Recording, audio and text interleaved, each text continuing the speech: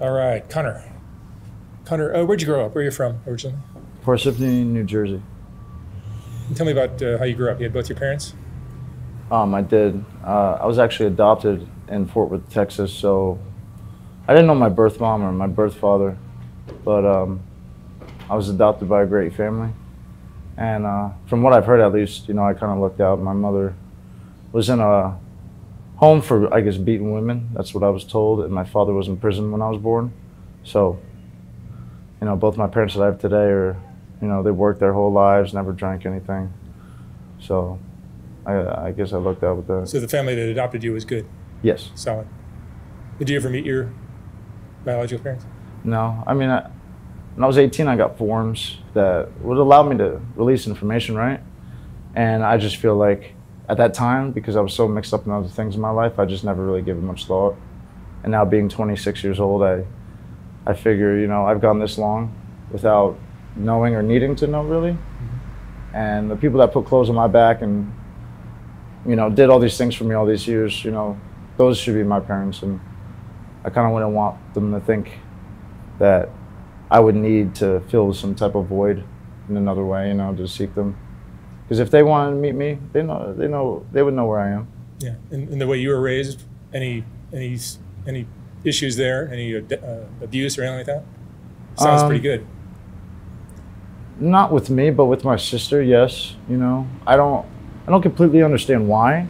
My father would abuse my sister a lot, and never really me, but I didn't really know what it was when I was younger. I thought that was normal. I thought, if you misbehave, you get beaten. I'd get slapped and I'd fight my dad here and there, but my sister would always get beaten by my father, and my father was a big man, 6'7", tall, ex-military, but now that I'm older, I kind of understand. With having anger issues, maybe I can understand why, but I don't think I ever will. But I've been, beaten. Like I used to get made fun of in school. Like I've been bullied my whole life, but never really at home. You finished high school? Yes. I finished high school in prison, actually. I got locked up when I was 15 to 18. I got charged with accessory to vehicular manslaughter and distribution of a CDS, which is controlled dangerous substance. And we were in a car, me and 3 of my friends, and I sold the driver coke and marijuana.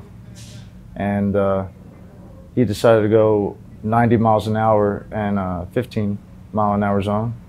And we T-boned this guy, and apparently we broke every bone in his body, and his body was cut in half on the scene. And yeah, and I was already on probation at the time already for setting stuff on fire, because I used to play with fire when I was a kid, which, I look at it now as an adult, it's like, what? Like, why, So drugs came into your life at what age? They came into my life at 10 years old, when my babysitter was doing cocaine, and I mean, I was always a curious child, but I saw her doing it, and she left some out on the counter by accident, and I saw her sniffing it, and so I sniffed it, and I threw up immediately. And I don't know why, but even though I was very, very sick, I couldn't wait to do it again. And then from there on, it was pills and cocaine. I only did pills for 1 week. I did a Roxy on a Monday, and by that Friday, I was already doing heroin. So I didn't have a long run with pills. And where I am, a gram of heroin is $25. So it's very cheap and very affordable, but it's very, very dangerous. And today you're using what? Today I'm using fentanyl and crack and methamphetamine. All 3. And you're living on Skid Row? Yes. You're in a tent, or? Yes, I'm in a tent which is falling apart, which, I should be spending money on trying to fix where I live to not let rodents and what else could come in there, But instead you know, my addiction's been going on for years straight, you know, and it's very hard, you know. How many years have you been down here? I'm going on 5 years now, continuous. How do you support yourself? I sell drugs, and if needed be, I will do things for money that may affect my moral compass as a man, which you know, I don't really aim to do, but I'm at the point where I can't go a certain amount of time without being well. Yeah. Which means by any means necessary. You're more honest than most. But do you have any contact with your family still, or? Yeah, I do. I mean, you know, I call my mother, text her every other day just to check in, touch base. But that's more to please her. You know, she doesn't know that I live on Skid Row. She doesn't know any of this. She may think it in the back of her mind and she doesn't admit it to me, but you know, she's been dealing with me, worrying about me for 26 years, you know. I kind of just have made a healthy distance and a boundary because I just don't want my mother to worry about me, you know. Since I've been out here the past 4 years, part of my family's, you know, passed away, and you know, I'm the only addict in my family besides my sister, so it's kind of, you know, I feel like the black sheep, you know. Is your sister adopted as well? Yes. And we also share a birthday on the same day. Do you feel like maybe the fact that you and your sister are adopted and the rest of your family is clean, maybe it's inherited? I think so. I think that's definitely part of it, you know. Do you have other siblings, or just you and your sister? Just my sister. Just you and your sister. Yeah. And, you know, she's an addict too, besides me, you know. And it's crazy because we're the only two that are adopted. We share a birthday on the same day. We both have a lot in common. And we're the only two that ended up being drug addicts out of a very big Irish-Italian family, you know. I have like 30 cousins, you know. And, you know, growing up, seeing my cousins like go to school, go to college, and play sports. Like I played sports when I was younger too, but I just couldn't hold it together. You know, I don't know how people can, you know, sniff cocaine just on the weekends or drink a little bit here and there. And because I'm at the point where, like, if I put something in me and I like it, there's no off switch unless I like pass out. And I hate that I've gotten myself to that point because I brought myself there. Do you feel a lot of shame and guilt over where you're at? Very much. I have 2 culinary degrees. Like, I worked under great chefs. Like, I've had opportunities to work in great kitchens out here, and you know, and I have worked in good kitchens out here, but I haven't been able to hold a job for more than a few months because I can't keep my addiction under control. You know, it's always been a problem. You know, and there's no dabbling. Like, I can't like get clean and then say I'm just going to do this here and there. It's either all or nothing. Same thing with sobriety too, because I have had time of sobriety, you know, and but that's because I did everything that was suggested. I took suggestions, kept an open mind, but the consistency wasn't there, you know. What do you think most people that don't do drugs don't understand about addiction? I think that they don't understand that with having an addictive personality, or with not being as strong as others maybe in the mind, that you have no shot, you know? Like, drugs are designed for pleasure. Like, drugs weren't made for us not to like them, you know? Like, I've never met a drug I didn't like. So for people that don't have the same mindset or understanding of addiction like me, I think that they will never,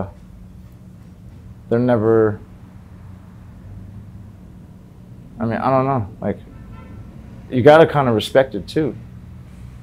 I just feel like with, I don't know, it's a weird, not a weird question, but I'm trying to figure out like how I would answer that. I would say how the best way for them to understand it is to sit down with an addict for 15 minutes and listen to what they, to someone that's being honest with them. Tell them all the things that they've done for the drugs. Everything. Like, everything. You know, what I just told you, Yeah. you know. I've been out here for 4 years, and there's plenty of people that I see every day, and they don't even know that stuff, you know? You know? So, As somebody, as one of my interviewees said once, you're only as sick as your secrets.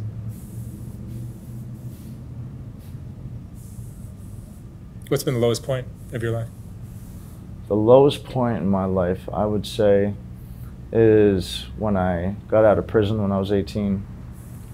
And of course I continued to get high, you know. I moved to Fort Lauderdale, Florida, and you know, I know my sexual orientation, I'm straight, but at the time, you know, my friend that I grew up with in high school, his husband was Madonna's ex-party planner. His name was Gary Sanchez, and I used to live with them in Fort Lauderdale.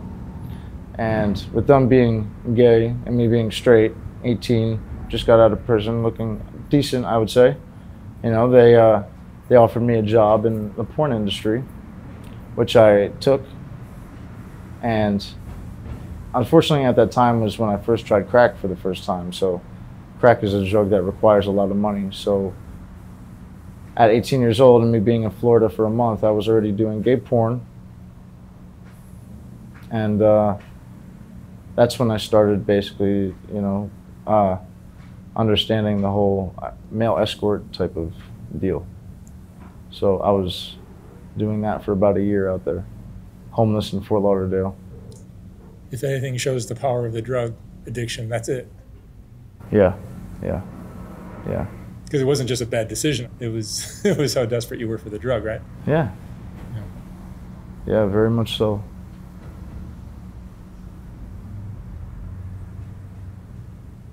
What would you say is the most important thing you've learned in your life? That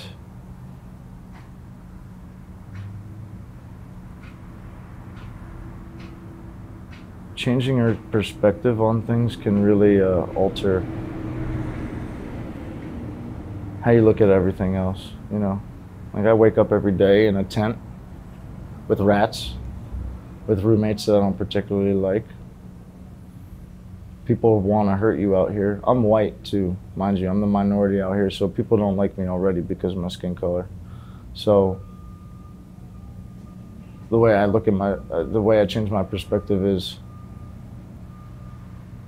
I'm doing all this now, so maybe in the future I don't have to, you know?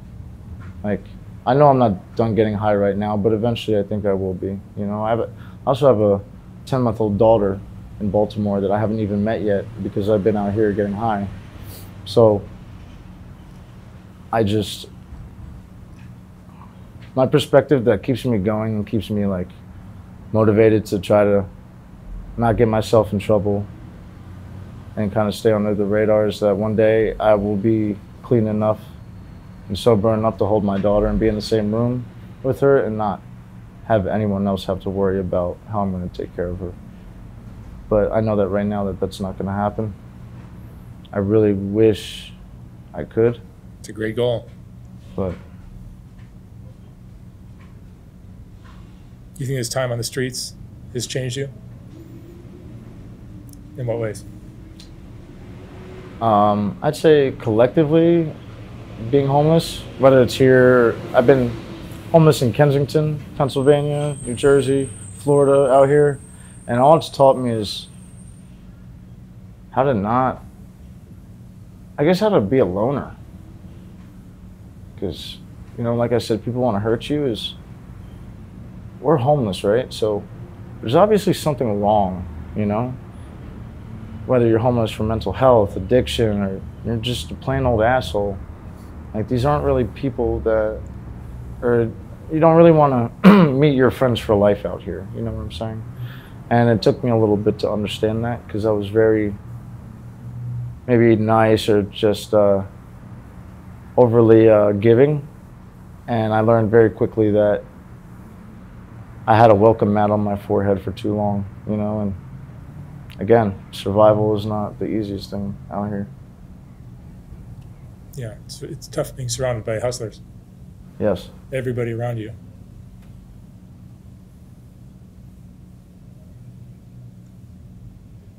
How much responsibility do you take for your situation? 100%. You do? I mean, I made the conscious decision, you know, to Google where can I find drugs in California. Where's,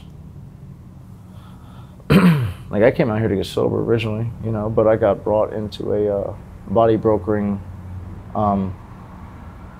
case situation, so I kind of just like impulsively just left the whole sobriety thing and got high because I thought I was going to prison, you know. And now I'm on the other side of the spectrum.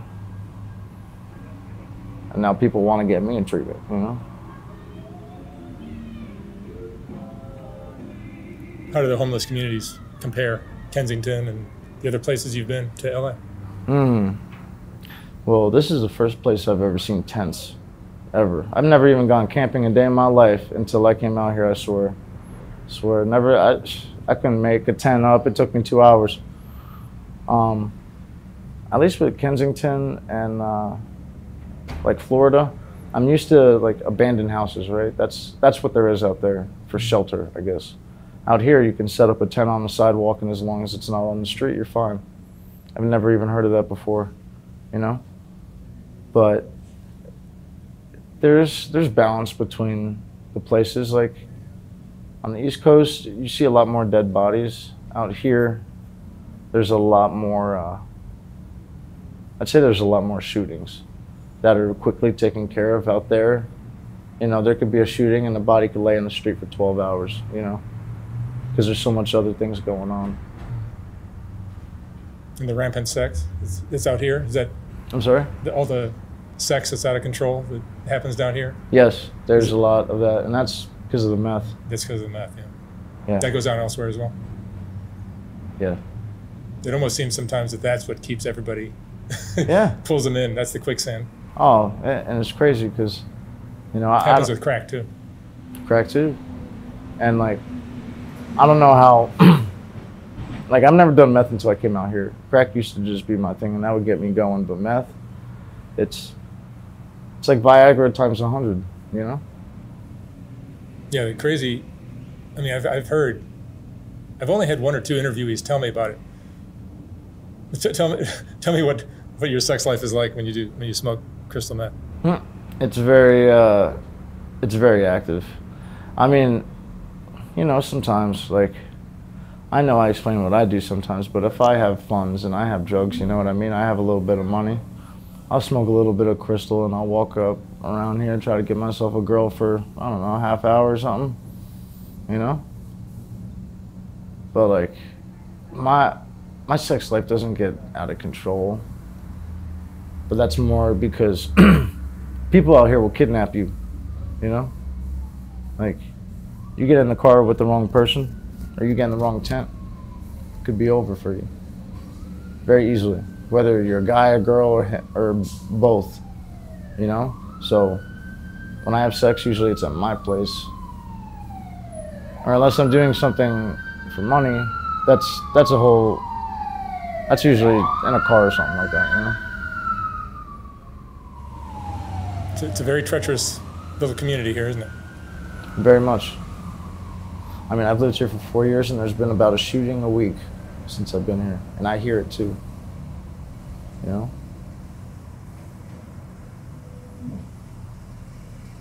All right, Connor. Well, thank you so much for sharing your story. Thank you. I wish you the Appreciate best the opportunity. of luck. Get back to see your daughter. Thank you, man. Thank you.